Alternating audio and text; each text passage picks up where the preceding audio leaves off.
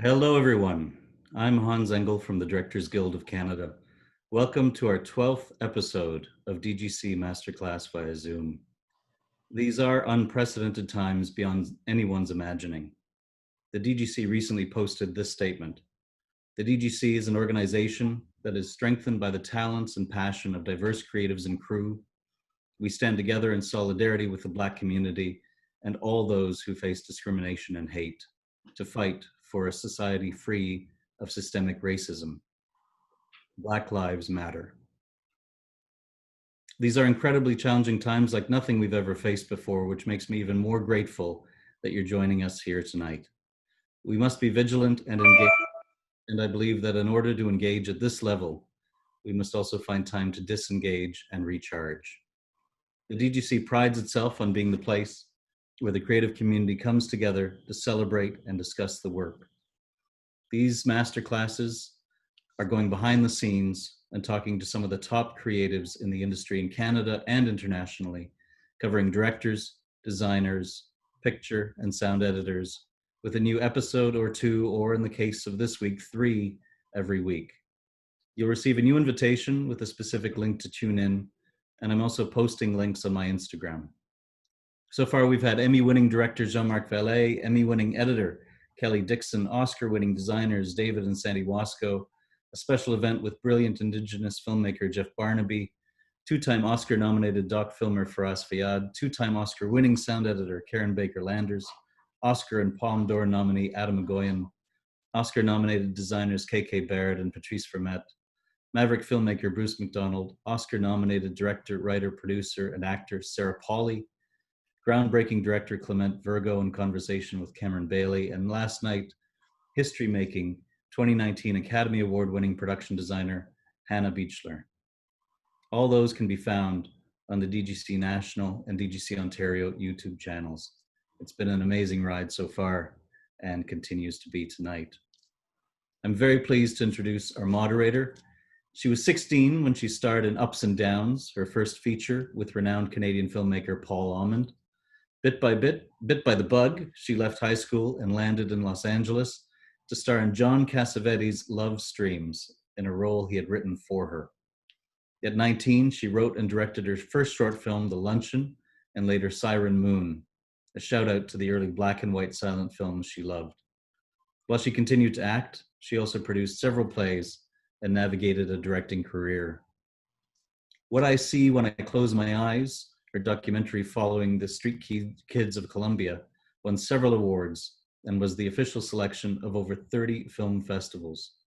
What I See When I Close My Eyes was invited to screen as part of the 10th anniversary of V-Day, an event which celebrates women and children and which sponsors an end to violence against both, alongside event supporters like Oprah Winfrey, Eve Ensler, Ellen DeGeneres, and Salma Hayek. Eyes also screened at the American Visionary Arts Museum as part of their year-long exhibition, The Art of Storytelling.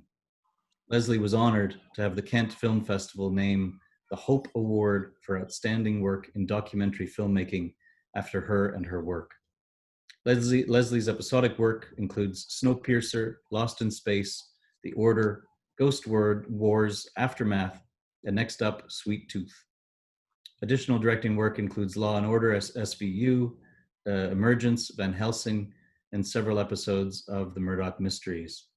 Leslie wrote and directed the hilarious award-winning short Gay Keith and created its accompanying web campaign. Gay Keith became a viral internet hit and was picked up for distribution by Tricon Films.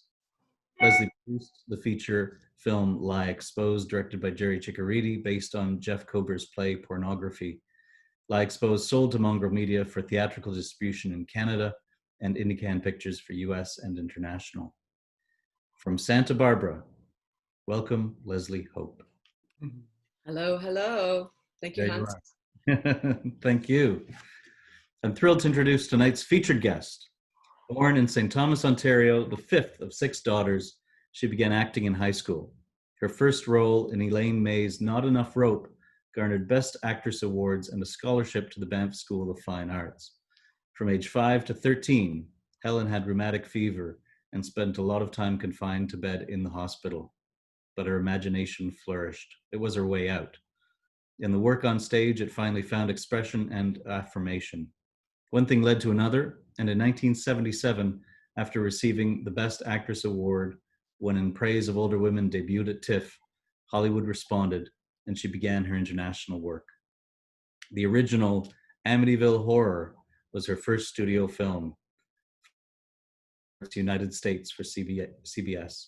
Over the years, Helen flowed between film and television, embodying memorable characters in Peckinpah's Osterman's Weekend, Bochco's Hill Street Blues, Martin Scorsese's Amazing Stories and Color of Money, Schlesinger's The Believers, The Land Before Time, and The Craft, to name but a few. She originated Neil Simon's critically acclaimed Jake's Women opposite Alan Alda on Broadway in 1991.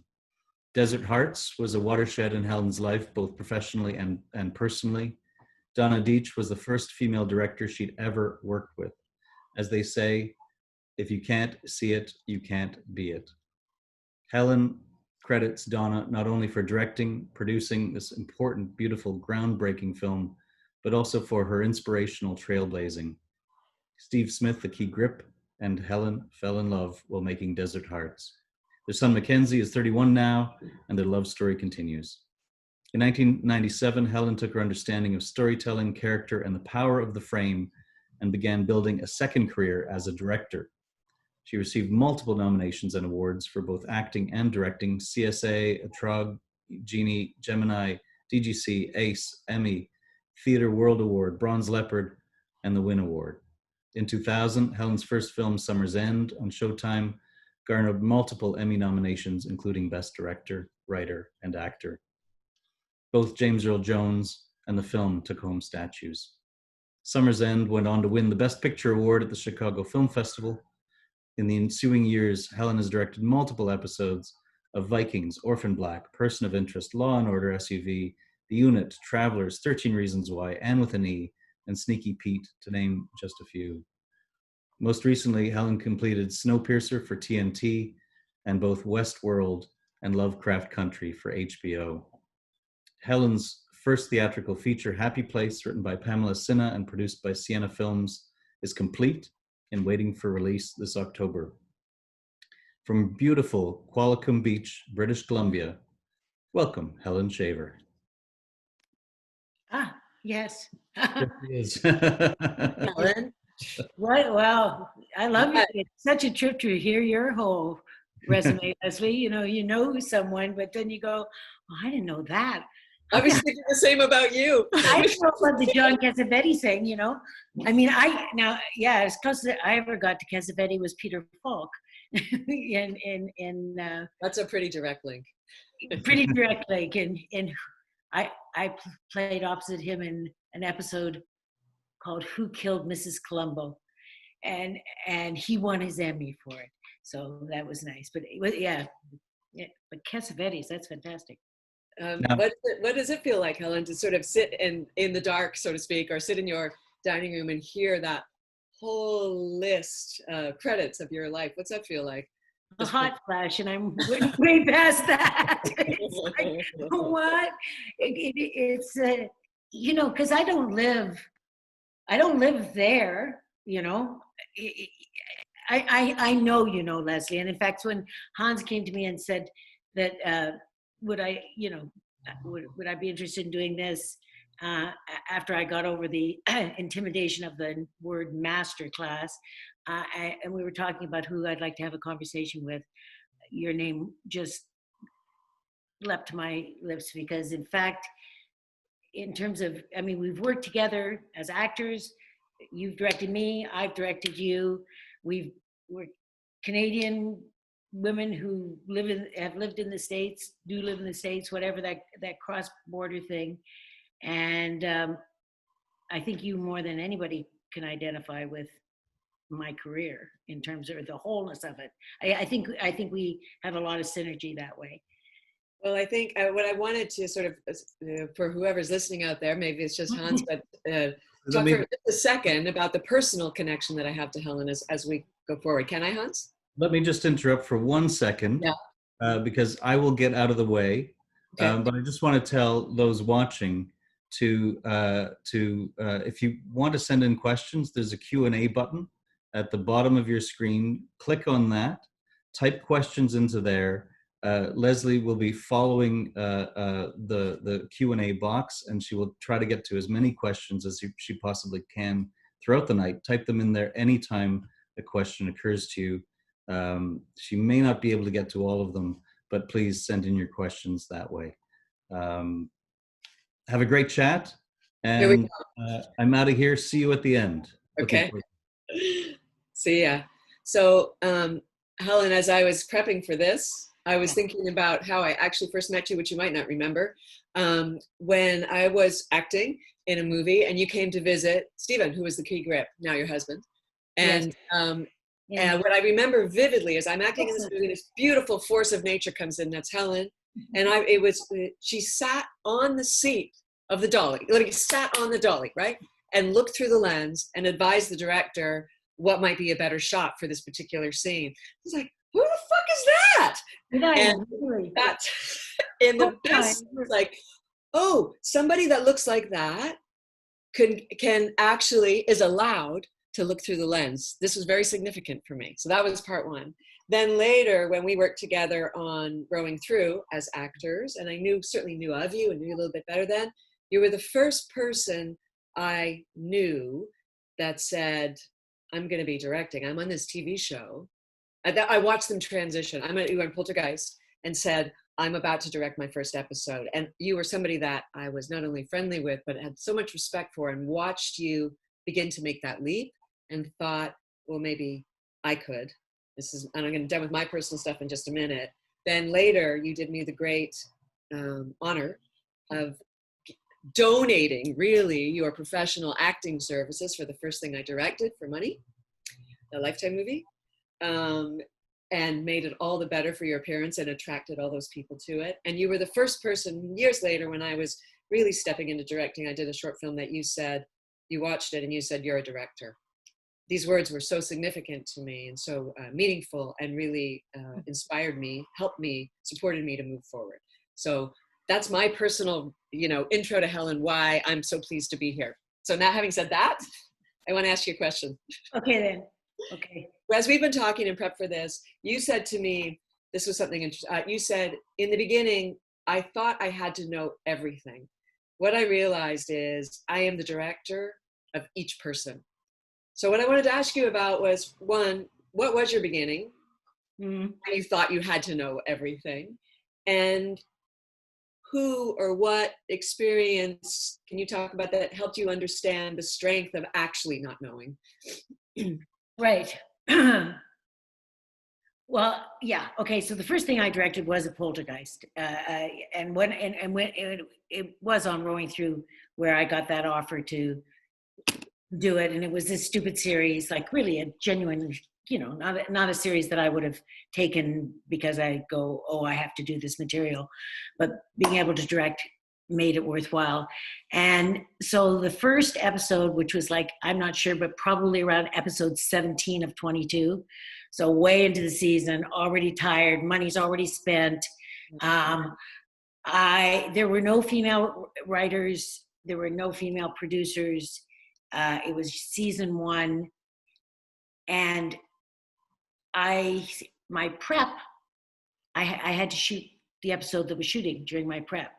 They featured me heavily in the episode that I was shooting. As an actor, right? As an actor. Yeah. So my prep was coming in high heels, with the hair all up and the makeup all on and the whatever, into my tiny trailer filled with big men to turn pages and talk about props or special effects or visual effects or whatever. So it was, and the script was not good. It had many holes in it. And for as not good as that script was, we didn't have enough money to do it. It was like, and I remember them saying to me, well, like Alien, you never really see the alien. It'll be fine, because they wanted just to give me like a little piece of a tail of this bat, the alien, right? And I go, I think you see it. I watch them. I come back. I say, no, you see the alien for sure. You see the alien. Anyway, when I walked onto the set the first day, I thought not only that I not only had to know everything, but that I needed to be the boss. It was more about like I needed to tell everybody what I thought needed to be done. Now, that was all just fear, for sure. And the weekend before, I took Steve over to show him a crane shot that I wanted to do, and I said, I described the shot, and he said, yeah, that sounds like a good shot, Helen. And I said, so, okay, so where do I tell them to put the chassis? He said, pardon? I said, the crane, where do I tell them to put the base? And he said, Helen, you don't tell them that. Right. Oh, not your job. Your job is to tell them what you want to see in the frame, and then to let the experts do it. And over the years, what I began to realize was that all the richness, I mean, we get caught in this idea that there's a script and there's actors and there's a camera, and that somehow with those little magical items you're going to make a movie. But really it is everybody and every piece of energy.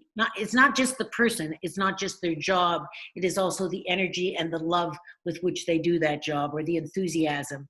And so I began to realize that my job was to make a space that was big enough and safe enough for everybody to show up there and to bring where they wanted to give me their best, and that it was safe enough to make a mistake. And that's when I started to really direct film, because the rest of it is just telling people what, and I am reminded always with actors never to direct an actor until they've acted. Right? There's a whole other level of directing that is in conversation and suggestion and so on, that is done long before you ever come to a set. But once you are on the set, let the actor show you what they've brought, and then work with what is, not with what isn't, and start to direct that into what is needed for what you understand in terms of the wholeness of the piece of the story that you're telling. But that's the same for the prop guy. That's the same for everybody. And it is really wonderful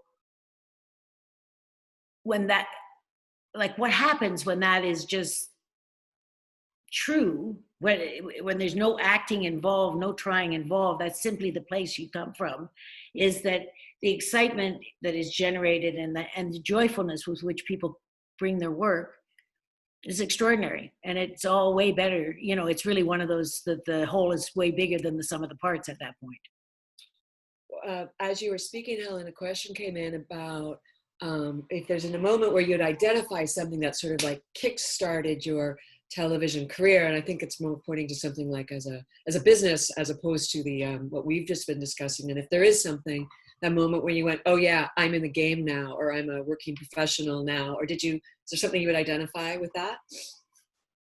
Well, I don't know, but you probably Leslie, it's like, well, you get one thing where you're asked back to, I remember during my first Outer Limits, where on like day 4, the Scott Shepherd, the writer, said, Helen, I'm going back to the office. You've got this handled.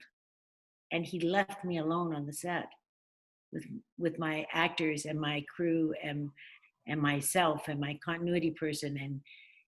And that was huge. But in terms of career stuff, I don't know, my husband laughs at me, Steve laughs. He says, oh, you're still trying to build your resume, Helen, because it seems to me like every time you get, okay, all right, they want me to be producer, director, judging Amy, right?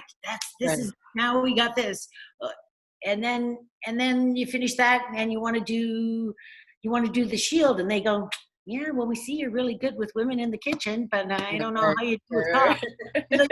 You do a bunch of cop shows, and then you go, oh, I want to do The Affair, and they go, yeah, well, we see you're pretty good with cops and robberies and explosions, and all the Viking stuff is good, but I'm not sure you can do a little intimate, and that, so somehow that thing. I don't know if that ever goes away. But for me, yeah. So these are. Oh, Leslie, I'm such a bad answerer. No, well, I think you speak to perhaps what many directors feel, where at whatever stage of their careers at, is when you never rest. I mean, it's common to the actors too, right? You never feel like, oh yeah, it's all over now. Just sit here and wait for all the offers to come in. It doesn't happen like that. Yeah.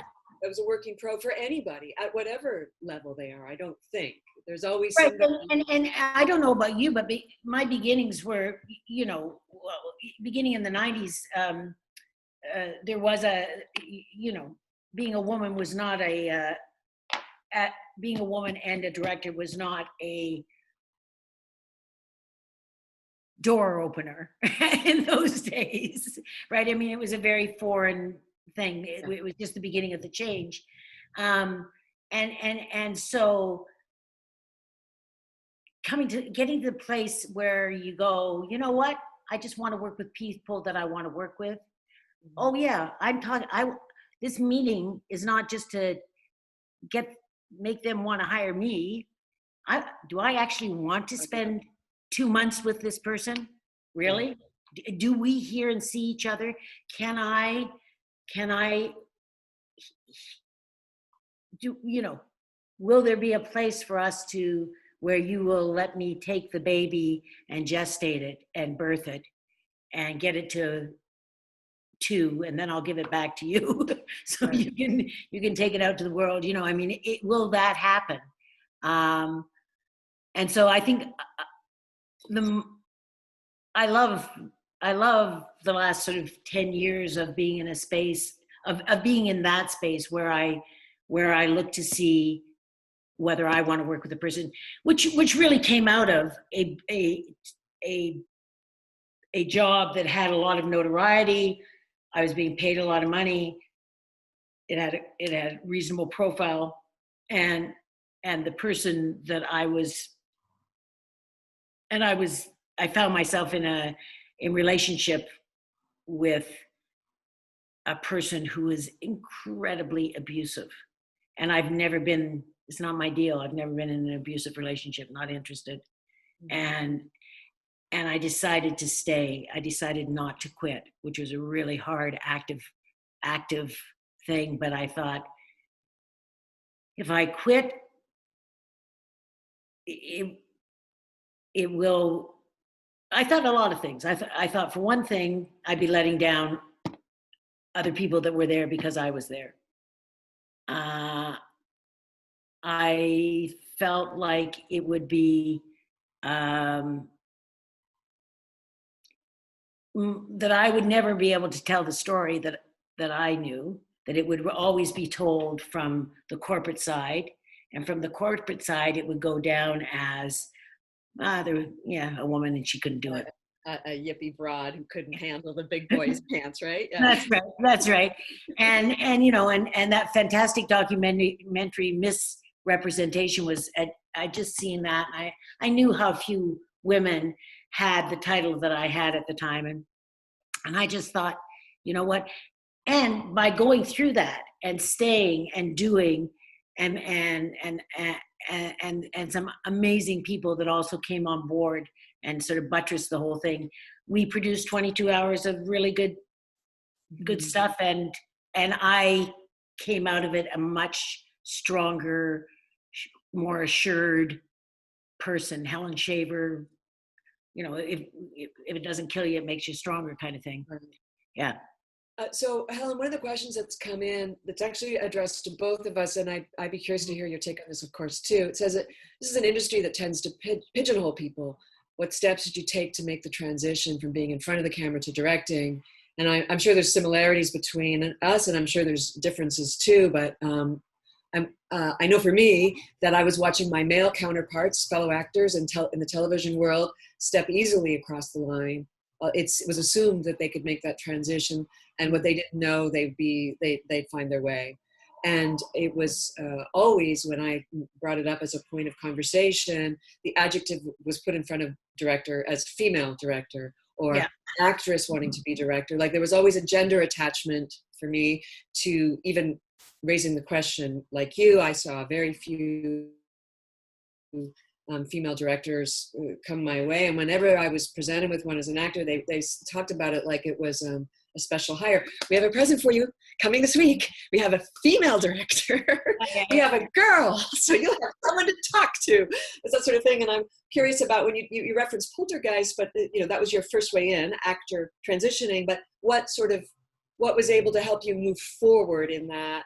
That went really smoothly. I mean, I came in. We made a deal. It was wonderful because I was really fine about the whole thing disappearing if it was going to. You know what I mean? I wasn't like, oh, I want to do this series and I also want to direct. It was like, I don't care if I do this. In fact, it's not. So it was really, the contract was really about directing. So contractually, we agreed to that as an actor, I would be paid for 44 episodes, the first 2 seasons, no matter what happened to the series, as long as I walked on the day one as an actor. So I was guaranteed payment for 44 episodes. So that, back in the 90s, they don't make deals like this anymore. Yeah, right. So that gave me a financial security, big time. And I was also having to move from Los Angeles to Vancouver, and I had a 7-year-old son, and many, many things. But anyway, so like that. And then I was guaranteed an Outer Limits and a Poltergeist to direct within my first season. So I did those 2 things. In both cases, they came out well. And so I wasn't really interested in doing any more Poltergeist, but Outer Limits, they kept hiring me. And that was a great, really, really great learning, because it's an anthology. So you're casting from scratch, you're creating a world. It's like doing this little movie. And it had a great art department. I mean, it was really, really well set up. That it was an incredible education. So I did that. And then there were a few Poltergeists that I did do some season opening and stuff like that. And after 2 years, because of some legal stuff where they didn't pick up the contract as an actor in a timely manner, I was able to negotiate down from having to do 22 a year to doing 12 a year, which left me in a position to be able to do other acting and directing, so all of that. And during the course of that, Showtime, Jerry Offsay, great man, loved Jerry. And after I had done a few of these things, he asked me to act in a all ages film for Showtime called like Goat Christmas, I think. Anyway, and we were out on the set, and he came one day and he said, well, Helen, your work's pretty good. The next time there's a full length, next time we're doing in Canada, one of our lowest budget, all ages films, we're going to get you to direct one. So I had him tell me exactly what the criteria were for these things. And I called my manager. I said, I need scripts that fit this criteria. She gathered a bunch. There's one writer, I like both of his. One was called The Wishing Tree and the other was called Summer's End. Sent them to Jerry. He read them right away, said, well, how about I act in Wishing Tree and direct Summer's End? Who would I like for the old man? And I said, James Earl Jones. And 2 weeks later, we had James Earl Jones. And like a month later, I was prepping. And it was just like, phew. And then that went on to do the Daytime Emmys awards and stuff like that. And so that was like a really big deal. So it was this matter of just, and anybody who wanted me to act for the whole rest of the 90s, I would say, sure, yeah, I'll act on Dead Man's Gun. Give me one to direct. And so I'd trade. I'd go act with Ed Asner in a corset, and then you give me one to direct. And I get Jo Beth Williams and turn her into this great stagecoach woman. I think then that to answer the question that came up, it's by whatever means necessary, right? That's how you make the transition. What's available to you? Where's your place of power? What do you have to trade, offer? Likewise, as I was mentioning earlier, my first thing that I got hired to do, I had traded, but I did some crap Lifetime movie as an actor, just saying it. And then I traded. I said, I'll do that for you for no money. And you let me direct one. Yeah. But P.S., they also said, and you have to bring meaningful cast. And that was you and Luke. And my dear Luke, right. But it sort of pushes me into another area that I'm curious about. When I was starting out, I felt that all this acting experience that I had, that I was using to trade, I was certainly doing my own things. I was making my own stuff, but I felt like I had to leave myself behind when I stepped into the director's chair, that I had to pretend I wasn't an actor and be something else. God, yeah. Oh my God. Every lens, or where you, like you said, like where you park the crane, or what if they find out that I thought that was a 50 mil instead of a 35, or what if I call it, I don't know, the wrong terminology. And I spent a lot of time not pretending that I knew stuff as much as being nervous that I would miscommunicate or be caught out by not knowing something. And somehow my experience as an actor was a liability. I've since learned it's a plus, a value add. But I wanted to talk to you about that. If you've in the beginning felt like, oh, I don't know, maybe what I bring is not important enough. Maybe that guy who just got out of film school and who knows all the lenses is the more valuable. Well, I knew my lenses. I'd always been fascinated. I wasn't like I was preparing to direct consciously, but I've sort of known my lenses because I've always had a part of me when I was acting, or when I am acting, I can be completely in the scene, but there is this other eye that understands the frame and sees the negative space here and understands if I move into this, I mean, it's always been part of my thing. So I probably went the other way. Well, still we'll be worried about being found out as a fraud. But I would guarantee you that everyone on every set, every day, has one moment of going, shit, the jig is gonna be up, they're gonna find out I'm a fraud, I know nothing. So I actually had to, I acted like a man, I think, or my version of a man. I wasn't like consciously going, I'll be a man, but I was never a stitch of makeup, glasses on, baseball cap, Gore-Tex, blah, blah, blah. It was Vancouver, so, And then one day I was walking down the street, I was on location, and I see this person reflected in the window, and I think, who the heck is that on my set? I went, oh, that's me. And I sort of start, and that combined with, I started shedding a lot of facade at that point.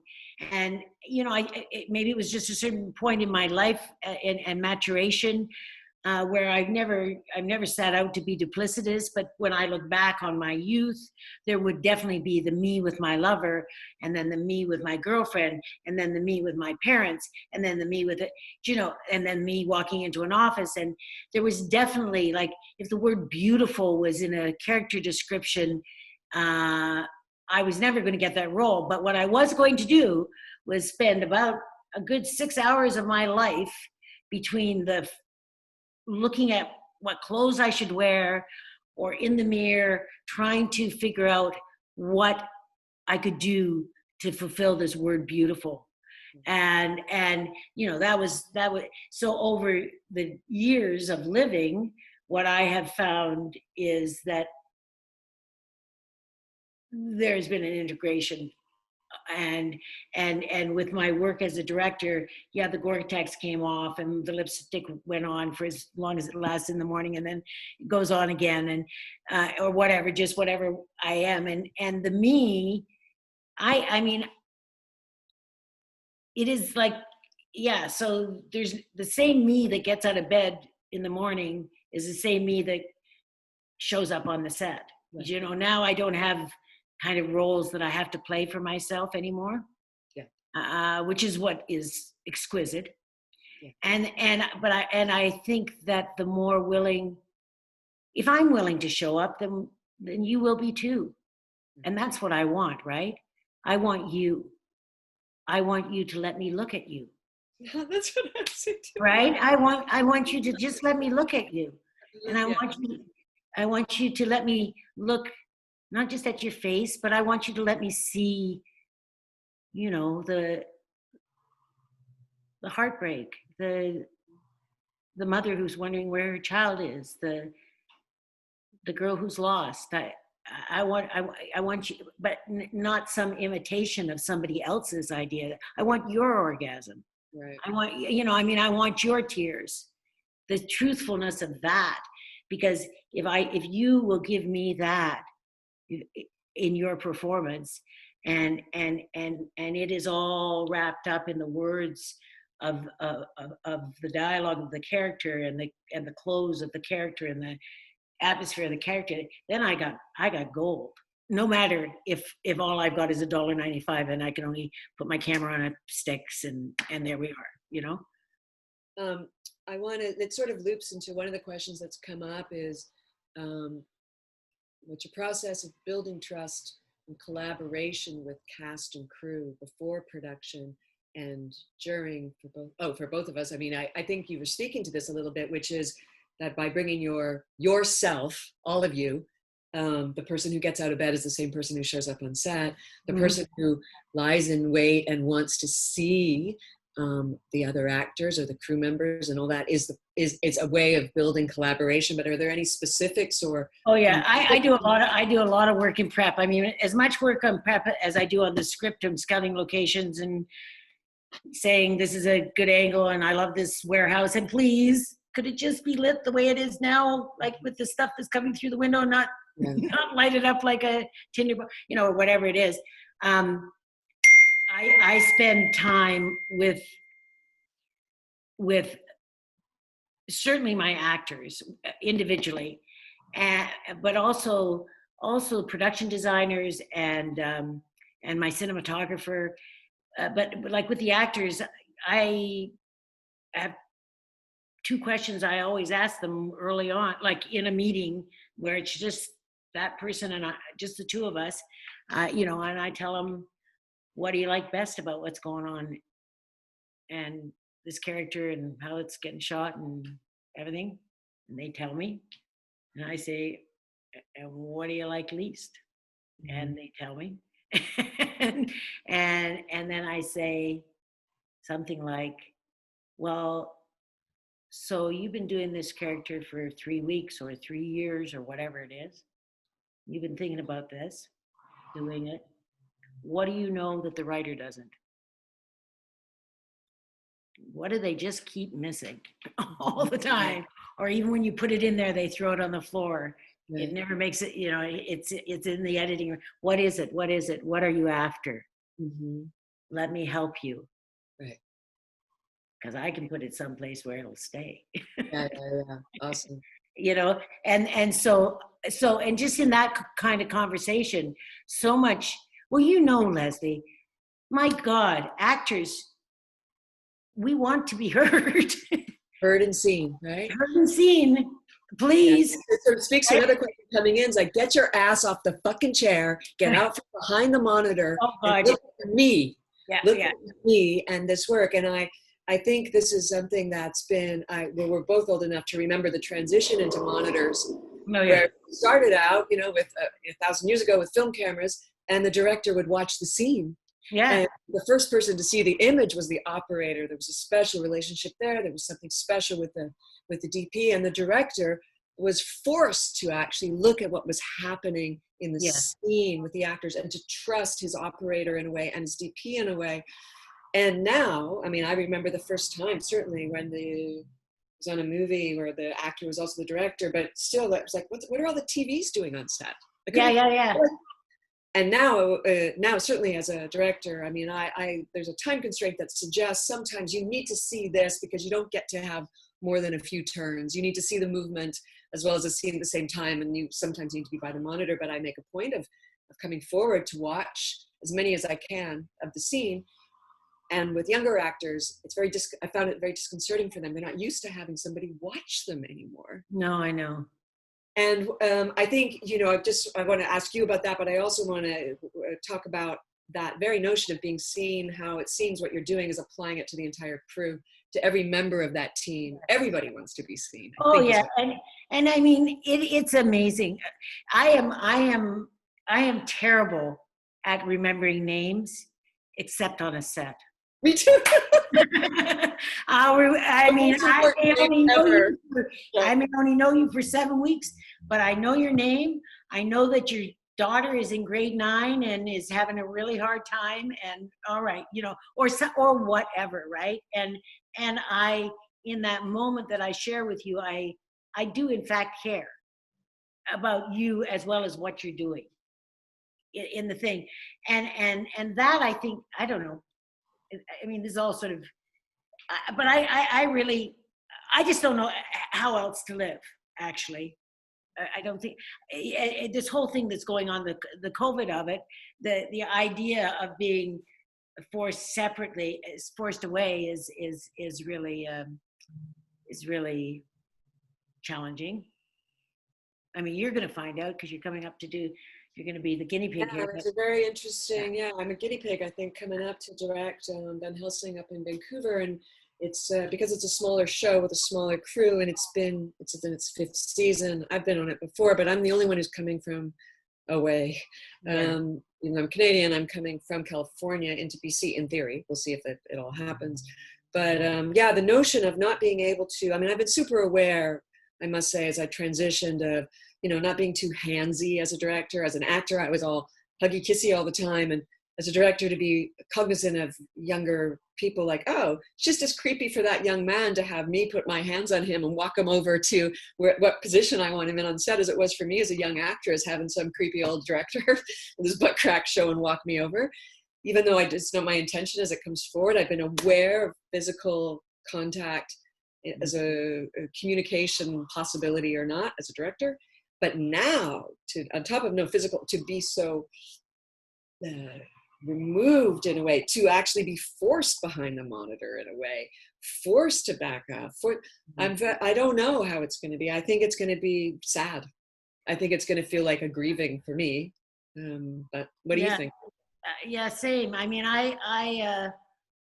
because I continue to be, with awareness and with asking permission and so on. I continue to be somebody who I do put my hand on. I mean, I actually, one of the things that blew my mind in one of the first things I ever directed was, you know, watching an actor really struggle and really not be present, not be in their body, right? And going over, it was a her, and going over to her and I didn't ask permission, that's for sure, but literally getting right inside of her space and, you know, putting my hands on her shoulder and saying, just look at me, just look at me. Okay. Okay. Breathe in, you know, feel air, breathe down to the root, you know, clench your toes, clench your bum, clench your stomach, clench, and watching her drop in. But really, she was 3/4 of the way in simply by me putting my hand on her shoulder, and certainly, and then once she was in, just saying roll, and stepping back, and in that, you know, I got my 40 seconds of this person actually in her body, actually being there, and then I said cut, and then she went off into whatever. You know, because, and I mean, this is one of the great things about getting older, I guess, and more experienced in life, is to not, you know what? I mean, I don't care. Like being present and is all I care about. Like whether you, like, I have no judgment about whatever it is you need to do beyond clap and cut. You know, whatever your thing is. Yeah. Whether you're, I don't know. It doesn't matter because the intimacy and the juice is all in that moment, in the present where we share. And that, I mean, I was thinking about this morning because I've cried a lot over the last 2 weeks, you know, with the rest of the universe. I've wept over our inhumanity toward each other, in the things we've said and done to each other, yeah, around the color of skin, around sex, or gender, any of it. But right now, what is on the table is Black Lives Matter. But just the heartbreak of all of that, of I can't breathe, and then the COVID of it, where I can't breathe, and that's the last thing people get to say before they're intubated, and the earth saying I can't breathe as the oceans rise, So we're right down to it now, aren't we? We're right down to the breath, and the breath brings us into the moment. And I've really was thinking this morning how wonderful it would be to be on a set right now, to walk onto a set and just collectively take a breath together, and then take all of this experience that we have and that is so potent right now and put it into the work. And it does not have to be a story about this, because that truth will just come fucking roaring through whatever the narrative drive and the blah, blah, blah is, because that, yeah. How do you think, it's relating to, I think, a question that's come in. It says, as a filmmaker who's had to cope with anxiety and depression, I want to know how you guys have dealt with similar mental health issues. If you know how your colleagues have dealt with it. Here's the question. Does mental peace have to be routinely traded for creative excellence? It's going to make me cry. Yeah. I don't know the answer to that, but I know that no matter what's going on, if you come to the moment, if you bring it to that moment on the set or wherever whatever your creative process is, and you just stand in that moment, then when you're in the moment, you have all the time in the world, right? Because everything is now. So your grief is now, my grief is now, but my ecstasy is also now. My humor is, because now is all there is, right? So, and I really get this, actually, the way a set works, where you can get really anxious, is about the clock that you're slave to, that you're carrying, right? And I can carry the clock and I'm good. If I start wearing the clock, I become like the worst AD that ever walked the world. But what I know is that if I can be in the present, then I have all the time in the world. And literally, and in the present, then there is no fear, because fear does not live in the present. Fear is false evidence appearing real. Fear is the opposite of love, and the only thing that is real is love, right? I mean, anyway, blah, blah, blah. Bodhi tree. I'm going to go in on this because Helen's way more connected than I am. I can just talk to you about being on a set and wanting to cry. Yeah, yeah.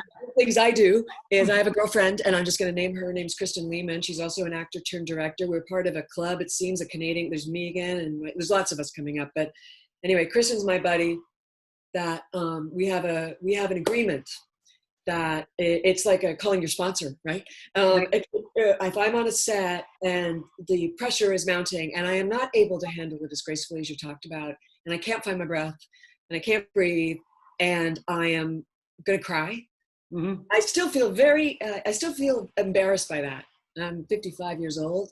I don't want to cry in front of the guys, and let's face it, it's mostly guys, right? I don't want to do it. I know it's going to freak them out. I know it's going to do this. I know it's going to offset thing. I know it's going to feel bad, and everyone's going to get all fucked up. So I call my friend Kristen. Meanwhile, I said to the guys, like, I'm just going to go out for coffee, and I'll be back in a few minutes. All you guys set that shot up, and you know what I want. And go up, and then come back in. So I have an outlet, a place to go to cry. Very good. Yes. I know that if I can actually just take a 5-second walk, just remove myself from the situation for a moment and come back, I can. And then in terms of dealing with people on the set who have these who are struggling with mental health issues, which might be manifest, as you said, maybe it's rooted in fear, but it might be other, like a real issue, like it's bipolar, they're in the middle of grief, they're in the middle of a divorce. I like to have a place where you can be your full self, but you don't make the rest of us carry the darkness, you know what I mean? The toxicity or the shit. We have room for your feelings, but we don't have room for, let me just say, your bullshit. And your bad day will not take out somebody else. You can come to me, I make space for you. We move it through the work. We be anyway, we be present anyway. And it doesn't have to be a happy face, but I don't anymore want to forgive, accept, condone, integrate toxicity of any level in an environment that I'm leading. And that can mean anything from being quiet or not calling somebody out, or I'm not interested in shaming or embarrassing anybody, but I am now more interested as an older person to say, actually not cool, man, not cool, take that elsewhere. Call your girlfriend, call your boyfriend, call your shrink, get that shit off my set. Right? Yeah, absolutely. So I'm looking at some of this other stuff that Helen, it says, the language you use is so symptomatic of the relation between this industry versus women at whatever position used to be. How do you remain the woman you are and deal with all the changes of relationships between women and men as crew members? Are you more assertive? I don't know. See that? I don't even know how to answer that. Am I more assertive? I don't know. Let's talk about how we talked about age before. Let's talk about the difference between how you might manage relationships between men and women now, including yourself. And from 20 years ago, you talked about your first production meeting, walking in, you got to come in with your tits hanging out and your little high heels on and wearing a skirt. Yeah. And now? Well, and now I just show up. No, I mean, and even back then, I remember looking around the room at the first concept meeting and going, oh, wait a minute. So, okay, fellas, I'm the only woman in the room. Is that right? So if I wasn't here, there would be no women. And they were all like embarrassed. And then and then I cracked a body joke to make them feel better. And then actually my language for many years got very profane. I started saying fuck and shit and way more than I'd ever said in my life. Started to be in the scout van and all of that stuff. All of that kind of I certainly still profane. There's some good words, but now I don't know. It's not even part of the conversation with myself anymore. Does that make sense to you? I mean, it does. I wonder how much is your own, trajectory. How much is they've taken away that part of the conversation because of being older. I still get hit on. I'm not saying you don't. I'm not saying you don't, girlfriend. I mean, I'm saying. No, I know. Believe me, I know. But I mean, like, how much of that exchange? I mean, we talk about both coming up at a time where it's just embedded in the conversation. Fucking is embedded in the conversation. Right. Are you fuckable as an actor? Are you going to take away my fuckable possibilities as a director? Are you going to shame me into or neuter me in some way? And I've been whatever the thing is. And I mean, I think there is something to being older, by which I mean it's just less perhaps obvious. But what now are you looking at in terms of does your age play something? Does your I don't know. Are you looking around that room going, I don't have to be assertive anymore? I don't talk about that a little bit. In terms of the crew and the actual shooting process, I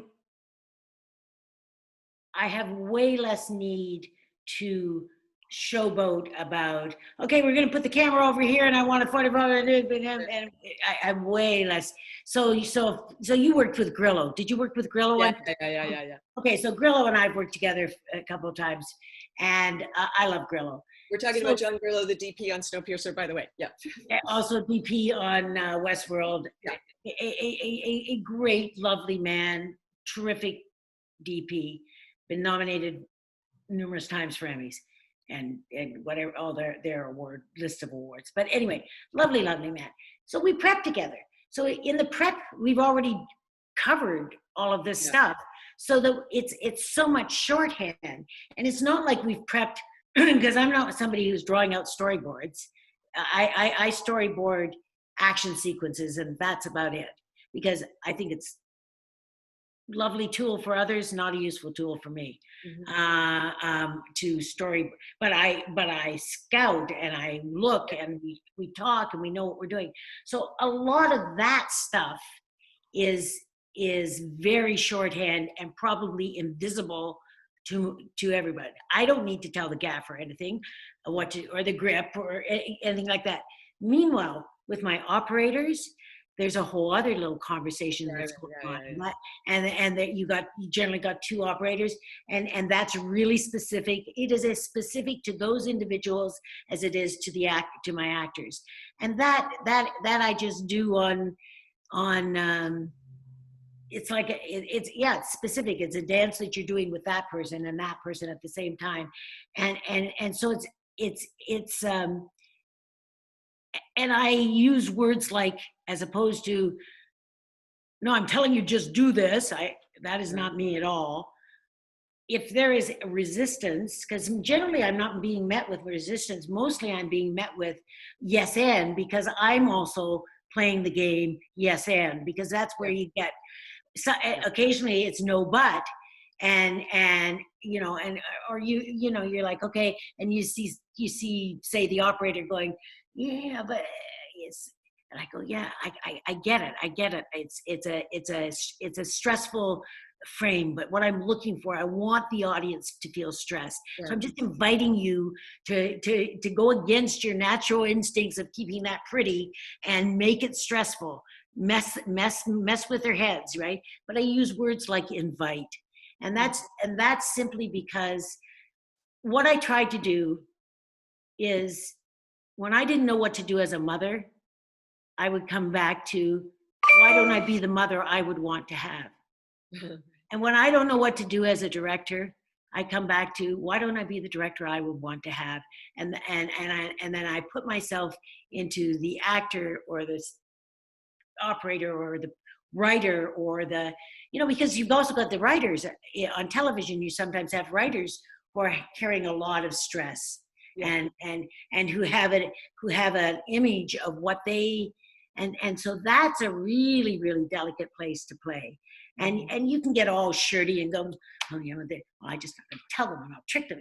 We've all done we've had our moments, and what the chemistry with that person is, but rather, why not? Why not take a moment and hear them? Like, what am I afraid of? Why would I be afraid of hearing anything? In the end, I am going to choose. I am going to decide.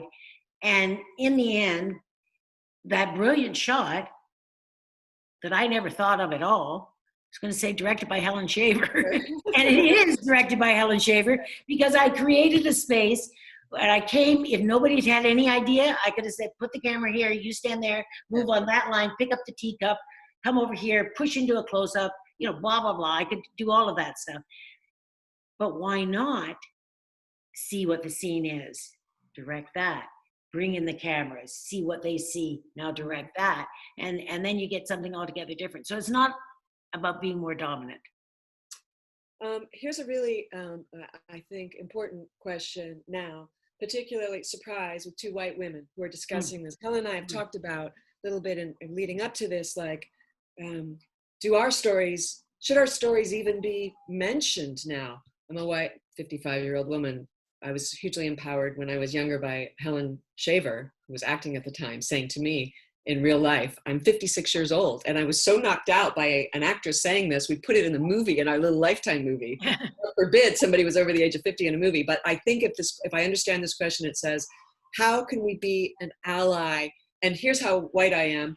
BIPOC, Black Indigenous People of Color. Is that what that means? Mm-hmm. BI, who don't have the same opportunities than white people, a lead role rather than supporting roles to white character. And I want to jump in just for a second and let you go, Helen, but I know as a director for hire that it is a lament of my part of constantly trying. Can we not bring in people? Let's bring in people. It doesn't matter for what the part is. And the embedded resistance is something the director fights, I must say. Mhm. And probably the director literally is somewhat blind to when you start to bring in people that you know. If I'm white, I'm looking at often white women. I'm looking at women coming in. That's where my focus has been. Like, can't we make this part of women? If we've got 12 SWAT members, can't we make half of them women? Blah, blah, blah. But what can we do to be allies to underrepresented or misrepresented performers, crew, and fellow directors? How do we keep room at the table for all these people who are not seated yet, who should be? Well, I think speak to it. I mean, in terms of looking around the crew, I mean, and you know, if I don't even know that they exist anymore, but I haven't been on a set where it's a white male crew for a long time. You know, it's not quite as balanced as it should be. But what can we do?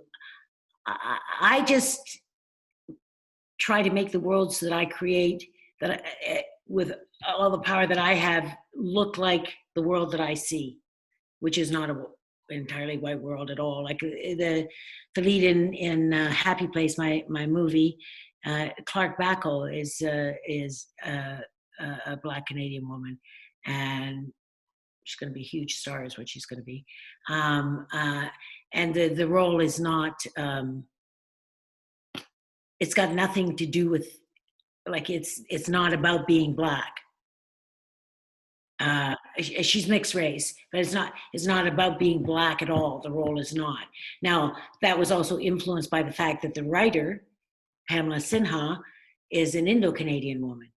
And through the 4 years that I worked with her, we've had, and she's a fabulous actor, and we've had many conversations, and she's shared very deeply with me what it is like, because she works mainly in the theater, or has for the last number of years, to be a brown woman and understand that the canon of great female roles is not available to her. Right. Now it has become, you know, and bemoaning that even in the theater, where it's where the audience is already making an imaginative leap, you know, we're in the theater, right? It's a stage. It's a whole other thing. Like that should be the first place where it can expand, you know. So yeah, I did Lovecraft Country, which I finished editing on Valentine's Day. Was an extraordinary experience. We shot in Atlanta, and it was the most diverse group of people I have ever worked with, in terms of race and age and gender. It was unbelievable. It was unbelievable, fantastic. And it was now, but these things, when we come in as directors on television, that stuff is already set in terms of who the crew is. And this was a marriage between Monkey Paw, which is Jordan Peele's company, and Bad Robot, which is J.J. Abrams' company. Right. So they got married with this project, and it was for HBO, and it was shot in Atlanta, where there's, and the episode the hour that I did is set in Korea in 1950, and 75% of it was in Korean, spoken by Korean actors. Right. So it was just this entirely blew everything apart in terms of anything that I'd ever experienced. And yeah. Well, I think there's something to be, I mean, it's to understand, certainly as a gun for hire director, you're inheriting a crew for the most part. Yeah. But I know certainly as a female director that whenever I see a female member of the crew in a role that I don't usually see a woman, like, I don't know, in the grip department or in the camera department. Oh, yeah. All of that. Spoken or unspoken, like, hey, way to go, girl. You're there. Yeah, absolutely. All of that. Right. All that happens still. But I think perhaps the notion is for us as directors, white directors, female directors, is to just broaden our lens, open the filter a little bit to say, not just, hey, you go girl, but to try and push it open to who else is not represented here. When can this film set look like a real life? What do we do? And without And I mean, on a personal level, they call it mentoring. I don't know. I mean, you know, there's a lot of young women and not so young women who've spent 2-3 months with me. Yeah. Prepping, shooting, just to get in there, just to know. I'm sure you've done the same thing. I hope so. I hope I have. I hope Yeah. I've extended a hand. I want to now do a couple. I want to do a little star fucking, Helen. Oh yes. And so I've got star fucking and desert hearts, and they probably cross over. Can you talk about? There's a lot of people that you could, I know, but Scorsese, Peckinpah. Somebody's asked here about. Hold on a second. Robert Elswit. Like some of these major creative players that you've had the privilege to work with, what they gave to you, what you brought with you, and then can you talk as well, part 2, about Desert Hearts and what that was for you? Okay. Go. The great directors that I've ever worked with, and Scorsese being, I would say, the greatest. Well, in many, yeah. I mean, he was such a hero of mine. I loved his film so much, so to work with him twice. But the great thing about Scorsese is that he directed with yes, which is something I've certainly brought into my work. And in the beginning, I thought he couldn't think of anything better to say to me, and that I was such a disaster that that's all he could say. But really, he directed with yes, and I always felt that I was being invited with his yes into his secret world. Sam Peckinpah was, I'm sure, well, these days, I guess he would be wildly inappropriate. He was only 58 when I worked with him. He looked like he was 75, sparkly green eyes and fabulous. And I was sober 2 years at that point. I was playing the cocaine addict and the alcoholic. Everybody else I mean, there was John Hurt, and I mean, like, it was not exactly a sober place. Definitely not. Every morning I would go to I'd go to the props guy and say, remember, just the cut, not the cocaine. Right. Just water in my martinis, please, and stuff like that. But like Sam called me up one day and asked me what color I wanted my bed sheets to be and my room to be, and the first scene I did was this telephone conversation with Dennis Hopper.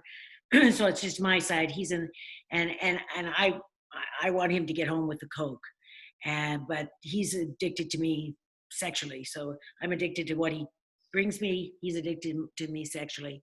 So I said to Sam, I said, well, Sam, I can do, because her underbelly would be that she's jonesing, but she wouldn't ever show him that. She would just, so he made this nest on the bed for me. And I remember this when I was singing Jesus Loves Me with cocaine all over my face, which was the thing I'd come up to, because I wanted, before she died, to show her, I wanted to see that child in her. So I did all this coke, and then the tears are streaming down and all. And anyway, and I loved doing it so much. And I said, I don't know what to say. And he said, well, just sing something. So I sang Jesus Love Me, because I all of a sudden was pretending to be a little, inside myself, I was a little girl. And he said to me, Helen, you're like me. We live our lives, but between clap and cut, we truly live. So he was fantastic. And all of these people just loved. I mean, there was Amityville Horror was directed by Stuart Rosenbaum, who directed Cool Hand Luke. He was a great director, and there was no visual effects back in those days, and my character had to break down this wall and see hell, and they were not going to cut to anything because it was the old days, so they were going to be on my face. So the only place you were going to see hell was on my face, and then in whatever I was saying, and then what's his name? Oh God, famous actor whose name I can't. Rod Stewart. No.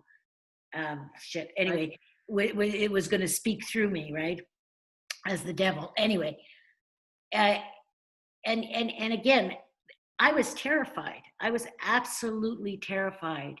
And I don't remember his words, but I know he saw that I was scared, that I was standing on this precipice, and I didn't know if I could do it. I mean, Right. how can you show hell on your face? Come on. Right. You're just going to you're going to fall flat on your face. You're going to be a jerk. You're going to be an asshole. Yeah. You're going to look stupid. And somehow this man came and let me see him, and I was able to then give. So there were all of those people. I mean, it goes on. Schlesinger, darling. No, darling. You see me come in and, oh, the pain is there. Then you go over here and, oh, the pain, and it would be like that. And you think, oh man, I'm being paid so much money not to do that. Holy shit. Yeah. and then when I had to have spiders crawling on my face for those 8 hours, he was absolutely the daddy you would ever want. He was just perfect. Now, if you're a little premenstrual and you just wanted a stroke, you might get it. He preferred the game. You might not get it what you want then, but when you really needed it, he was right there. And I don't know. Well, you seem to talk commonly, as you talk about all these great people that you work with, you repeat love and saying yes. Like the theme that it seems that you took away was say yes, open heart, welcome, invitation, love, you're part of it. And that's it's an extraordinary notion to think that with those, because I think of those guys as Peckinpahs, like the dudes, like heavy duty freaking dudes. No. And yet really what you took away is the kindness. Well, he did a great Peckinpah thing. We were shooting at the Rod Taylor Ranch in Mandeville Canyon, and for the big shoot 'em up that was going to last for 5 days, where all hell breaks loose. Sam wanted the basement windows, the garden level windows, to break, and the producers, who were whatever. Anyway, Sam liked to have an enemy, so they were his enemy. And they said, no, you can't break those windows. He goes, no, you got to break those windows. And he was like 5'4" or whatever. Sam was this little guy, and he's got to break these. You got to break these. And they kept saying, no, those windows can't be broken. So Sam went over and kicked them broken with his foot. Now, apparently they can be broken. Now put some glass in there and they'll break on camera, right? So he was great. And I don't want you to get the idea, and going back to the question of, do I need to be assertive and all of that? Trust me, when I'm on a set, I make it very clear what I want. I'm here to testify that's true. That's right. And I am incredibly stubborn. Yeah. Like in terms of not some mule, hopefully some idiot mule just hanging on for no, because that's just an ass, right? No, I don't. But I am very determined, and I will not leave a scene till I've got the scene. And really, if I want this shot, 12 people can line up and tell me I don't need the shot. But if I know I need the shot, I will have the shot, because I've been in the editing room too many times without the shot. I've paid the price of those things. So I really am very, I'm very clear about all of that. But hopefully with respect. Yeah. I remember Wendy Crewson on Summer's End, and it was one of the first days we worked together. And there's a scene where the night before, her son and some other boys had been drinking. They've had a boat accident, and one of the kids has been killed. And she comes up to the cottage, and now she's seeing that 16-year-old boy for the first time. And her husband was killed by a drunk driver 6 months earlier. And Wendy had beautifully prepared the scene, and in which she was very emotional and wept with her son. I wanted her to slap him across the face.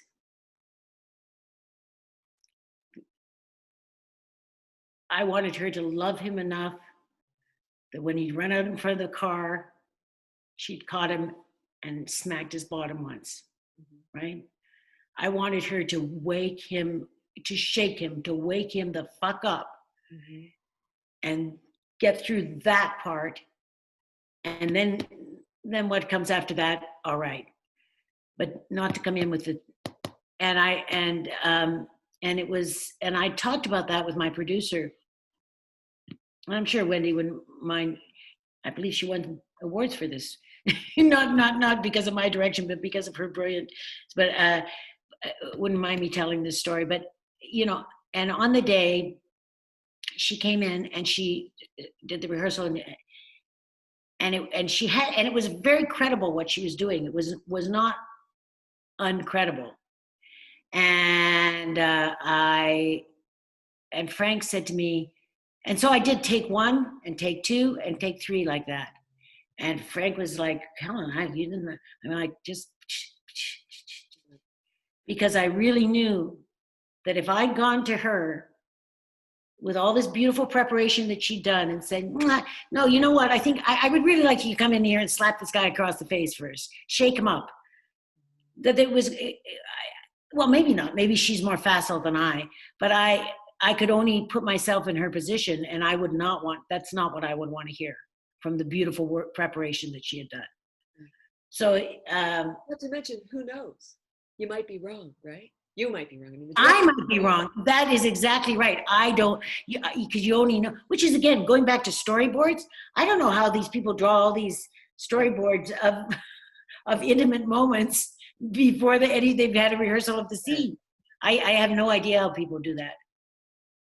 Helen, can you talk, because I have an eye on the clock. We have a few more questions, but before I get to those, I want to, can you talk about Desert Hearts and outside and inside that movie, because it was hugely impactful at the time for lots of reasons. We talk about that and what it was to be inside that movie, not just as a performer, but to, as you mentioned earlier, to look at somebody, your boss, the director, your creative boss, and see someone who could be like, yeah, a woman, what that was like and what that was for you at the time. Okay. Desert Hearts was one of those things that I'm sure you've had it happen in your life. And it happens to me occasionally. It happened to me with COVID, actually, where February 15th, I went, uh-oh, something really big is about to happen. I sometimes get things like boom. But on that, I read the first page of it, the description of the character, and I closed it because I knew I was going to do it. Took me several days before I could read the whole script, and then I auditioned and When I got there the first day, Donna had left flowers in my motel room and this note. And in this note, she said to me that she wanted all of me. I need you to bring all of you, Helen, all your experience, everything. And it was very well written, much better than what I've just said. And she said, you know, we're going to be on such a time schedule. We have no contingency. So there is no time for resentments or unspoken things. So I ask you, and I promise you that if these arise, we will clear them up immediately so we can go on with the work. Now, I've never been talked to like that by a director. And I'd worked with some great directors who I really loved by that time. But nobody had ever asked me to bring everything, my intelligence, my experience, my emotional wealth, my all of that stuff. And so that was amazing. And it really, the whole, Robert Ellswood was the DP. He operated and he was the DP. We had to make Marty this incredible first assistant. My co-star discovered that she was pregnant, and it was her first film. She was 24 years old or something, and she had no film experience. And she discovered she was pregnant in the beginning, so that was a whole thing. And in the end, the film was finished and Hannah was born at about the same time. You know, by the time the film was edited, there was this beautiful little girl, Hannah, who has grown up to be a great locations manager, actually, in New York City. But so Patricia and I don't know, we just found our way, and there was this great making of. And meanwhile, on the third or fourth day of being there, and I was 33 and a half. I'd been married twice by that time. I'd starred in several television series. I'd done a lot of work by that time. And as I said earlier, Donna was the first woman who'd ever directed me. And I was, where various people, agents and so on and so forth, had really cautioned me about the script, because it was 1984. And in 1984, Will and Grace was not even on the horizon. So speak to those who may not know what the significance of this is, what Desert Hearts was about, so that people might know. Oh, Desert Hearts is a love story between two women. A professor of English, it's set in 1959, a professor of English from Columbia University comes to Reno to get a divorce. She must live in Reno for 6 weeks in order to have residency to get the quickie divorce. She says in the film that her marriage has died in still waters. I chose to approach the woman not as simply, I thought about to be a professor of English at Columbia University in 1959, to walk down those hallways. This is one smart woman, and I figured she was cut off about here. Right. Yeah. Right? I mean, like, this is where her life was. Mm-hmm. And so this great sort of slow undoing of her body, even the skin tone. I took the base from a grayish white to a golden brown, and like just all of that stuff as this woman opened up in relationship with herself and with this young woman. In 1984, the only films like about, I don't think any of them were in North America. If there was ever lesbians in a film, they ended up dead, crazy, in a menage a trois. Right. There was no love story, or it was penthouse, and very objectified, some male fantasy of women having sex together. I guess, or not really having sex, performing sex, whatever. Right. Whatever that is, all good. But not this. And in the course of this film, there was a remarkable love scene that we created, where they make love for the first time. Meanwhile, during the first week, I think it was like the third day, at the end of the day, I had hose, skirt, shirt, no shoes on, and I had to cross this gravel to get to my little Winnebago, or it wasn't a Winnebago, a little tiny honey wagon thing. And I didn't have any shoes, and it was wrap, and I looked around, and so I thought, I'll just walk. And wordlessly, I was picked up from behind, just like swept up like in the classic bridal, carried wordlessly across the gravel, sat on my steps, and Steve Smith turned around and walked away from me. And as he walked away, wherever his body had touched my body, he was just like, no. And I got back to the motel, and for half an hour walked around picking up the phone and putting it down, and then finally said, Helen Shaver, it is 1984. If you want to call a man, you can call a man. And I called him, and he picked up in his room, and I said, Steve Smith? And he said, yes. I said, well, it's Helen Shaver here. And he started laughing. And I said, well, what's so funny? And he said, well, so you have absolutely no patience at all, do you? And that was about it. Well, you must have some patience because you're still married. Oh yeah. Right? Yeah, it's Or he does, as the case may be. something like that. Anyway, and so we then had this very secret love affair whilst we did the movie, and didn't get busted till like the last couple of days, but it was pretty fantastic. So it was this, and it was, and the dailies.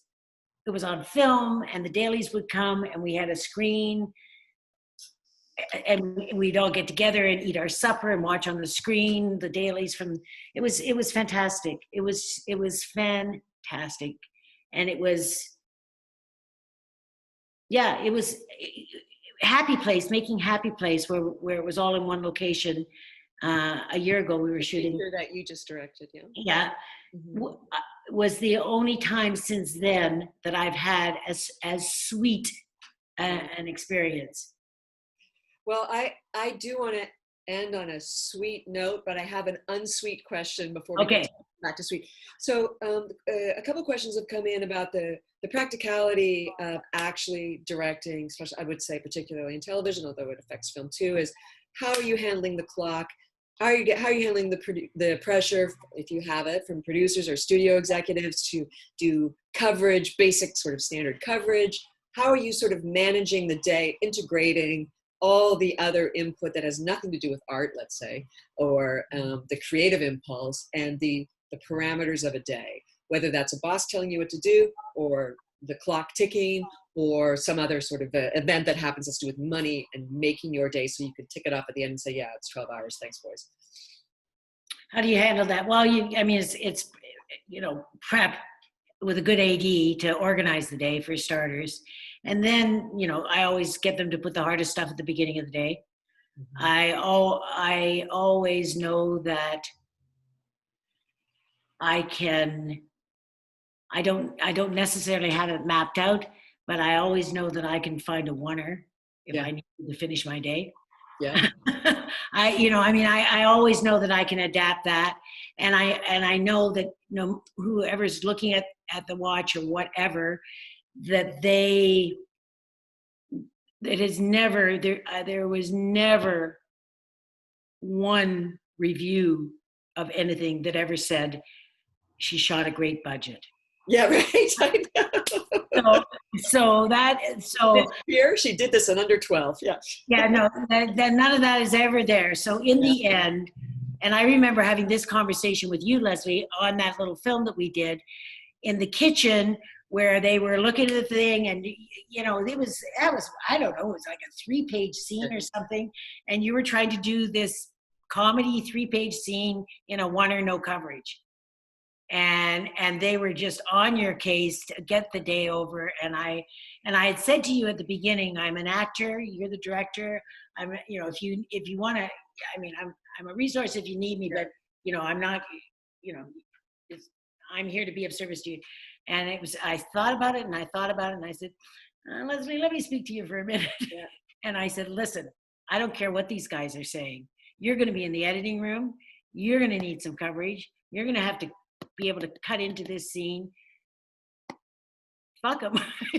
Just, if they want to pull the plug, let them pull the plug, but you have to shoot.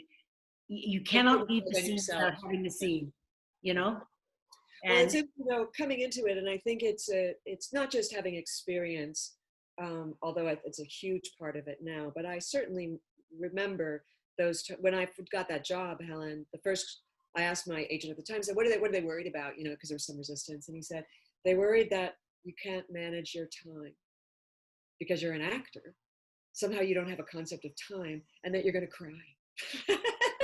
But I took that with me, like, whatever I do, I must manage my time and I must not cry.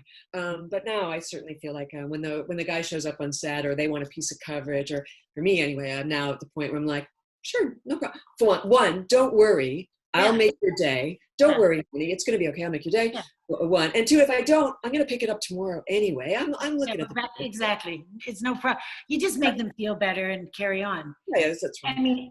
And what about coverage, Helen? Have you ever been pushed into a situation where you've been asked to do some coverage that you think is unnecessary, or you're afraid it's going to get you, like some basic coverage, like, oh yeah, I have to do one of these, even though I want it to play in a oneer, for example? sure. I mean, along the way, sure I have, you know, but like at a certain moment, you go, okay. But Yeah, then, we're going to talk about it, right? right, it's like, but then there's the great things like in this, in my last Vikings that'll come out, I think next January or something. A whale.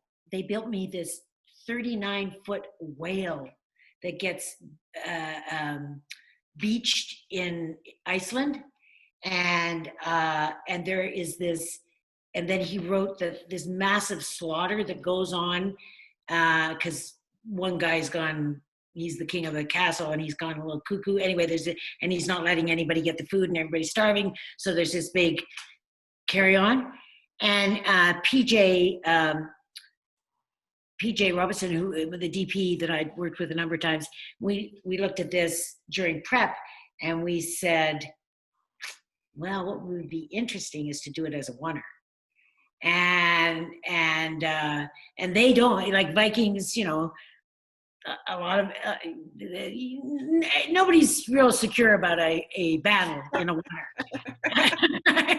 No, the 39 well, they're not. Yep, right. Okay. Right. But, you know, there's no writer. I mean, Michael's a single voice writer. And anyway, so we just started working it out with the stunt guy and the producer. And I'm saying, and they're going, well, yeah, but I'm going, yeah. And really over the course of the 4 weeks prep, it got rehearsed, and then long and the short of it, on the day, we shot a 57-second oneer of this complete battle that goes all the way over and on top of and around this whale. It is just awesome. And it's awesome. And take 2, I printed, the smoke wasn't proper, but I printed it. Take 7 was okay, I printed it. And then we did a couple more, and then I said, okay, and we all sat down and had tea for whatever, 15, 20 minutes, so everybody get their breath back and get themselves organized. And went back, a couple of false starts, take 13.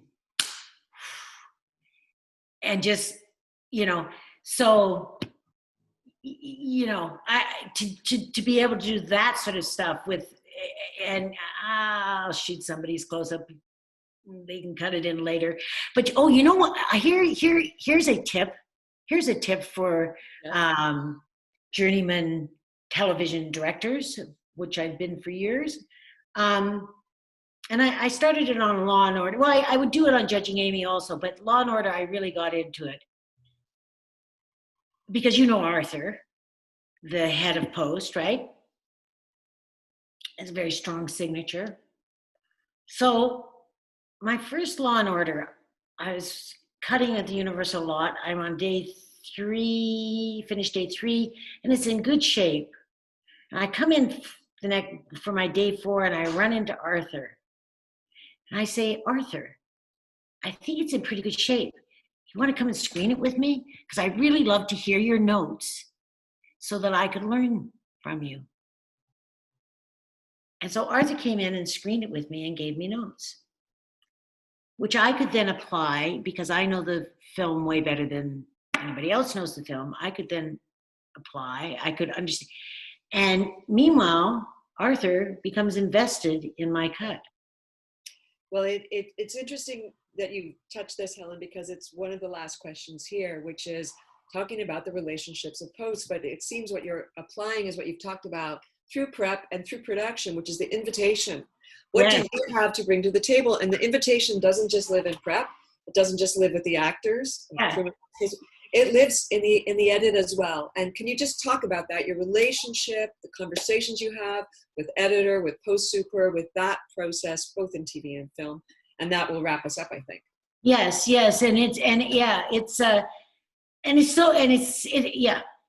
I'm so relieved to be at a place in my life, in myself, where I have been for some time, where listen, I love getting a nomination. I love people saying, I thought you did this really well, da, da, da, da.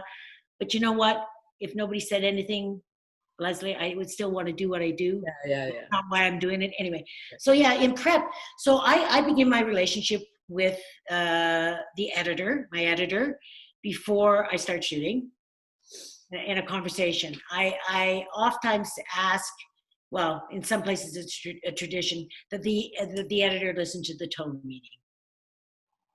Then every day on my way home, I call the editor, and not to direct the editor, but to encourage, to celebrate, to encourage, to say, hey, what you've been doing? Did you like it, or did it? How you feeling? Blah blah blah, right? And just to get that relationship going on, because now particularly, so many directors don't even show up to do their edit. They phone it in. They do. Like, Right. and really, this is where this is where the cake is made, right? And so I do that whole thing, and I talk to them about what I'm doing, and it becomes a whole relationship that is beyond just the script. We find a language with each other, so that when I go in there on those days, we're not starting with, oh, gee, nice to meet you, how are you? We're already starting at a whole other thing. And I really, really, really encourage the editor to give me, and these days, I don't have to do that because I'm working with great editors, it seems like, which is also, I must say, that's one of the hard things, is when you start directing, you're with people who also are starting. So you have the brilliance and inspiration of beginners. And then as you mature as a director, you're with more people who are also more mature, but it's kind of not fair in a certain way. But anyway, yeah. And then I just go through it, and again, the showrunner, writer, and like, if it's Vikings, really the person who is going to do the, Sheila Hawkins runs Take 5 over there. She runs a beautiful, beautiful system, and Sheila is a brilliant executive post person. And so I get Sheila in there, and Sheila and I talk about stuff, and we talk about music, we talk about structure, we talk about all of it. And I also get really clear, because each writer, producer, showrunner person has a different stipulation as to whether you can cut lines, whether you can restructure, all of that stuff. And so oftentimes I will do a cut. If it's somebody who wants to see it exactly the way it is in the script, I will honor that. But then, and I will do my cut. And I will do my cut for my satisfaction. And so, yeah, like that. Hey, Helen, so we're getting the hook is coming out for us to wrap it up. So I have one last thing, though, I do want to touch on. I mean, can't ignore, it's been wonderful little bubble that we're in, right? Talking about art and possibility. We're in a situation right now in the world, all over the world, where a movement says Black Lives Matter. And as you so eloquently talked about earlier, where COVID says as well, I can't breathe. Yeah. So I'm just, just to look, this is just a little poke around to what can you say about that now as a filmmaker, as a director, looking forward?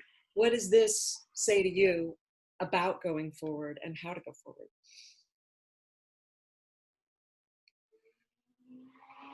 I think that whatever we do, whatever form it takes of how we can actually make a film, we'll put that technical stuff aside. I think that we are obligated as human beings to more and more tell the truth of our humanity, because we are all connected. I mean, this is what we see now, right? We see this more than anything. We see how connected we are. And I get a cold, somebody else gets pneumonia, and so in our work, I feel that, not that the subject matter needs to be ponderous or important, because I think the wonderful escape that we all have, the worlds that we get to drop into as an audience and as artists, really important. But I think that we do ourselves no justice as human beings at this particular time to go into it drunkenly, like intoxicated with self-importance. That's like coming to your wedding drunk. Like, like I think there is a sacrament. It is a practice. That is what I yearn for right now, it's not to see it. It is the practice of the communion that it takes to make a film, and the possibility of truly showing our humanness, unapologized for. I think it would be dangerous for us to, as white people, get into some kind of revisionist history. Like, I think the truth is really important. And I think that the truth, the whole truth, and nothing but the truth, means every single human being in the world has to speak the truth. And it's in that wholeness that we will progress. And I don't know, I think it is such a potent time where the possibility for great change, like even going to ecology, right? Where we you can't make everybody drive electric cars all at once because, clearly we as the body of man can do anything. We stopped, we can do anything. And so, I don't know. Yeah. And I hope I get to make another movie. I hope you get to make another movie. Yeah. I hope to hear this. I just have such admiration for you. I love you to death. I don't care who's listening. I love Helen Shaver. It's been a privilege to hear you speak.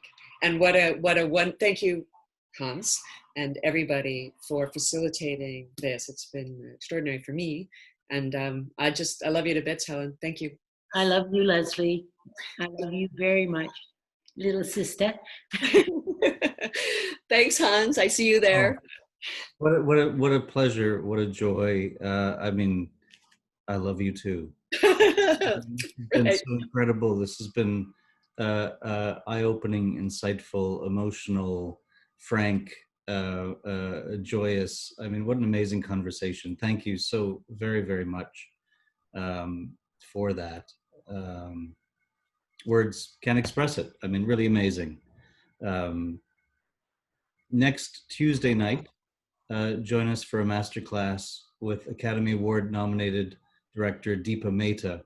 Cool. Winning Sri Lankan Canadian. Leslie, when we do it the next time, because I think you and I are the only people who haven't had Academy Award nominated.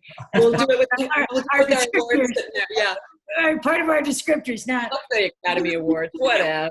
We're gonna get our Academy Award nominated. Leslie Hope, Academy Award nominated. So Deepa, sorry, Hans. Yeah, that's okay. This is live and impromptu. It's all good. So next Tuesday, Deepa Mehta, talking to Sri Lankan Canadian novelist Shyam Selvadurai, who's the author, the award-winning author of the novel that Deepa just shot.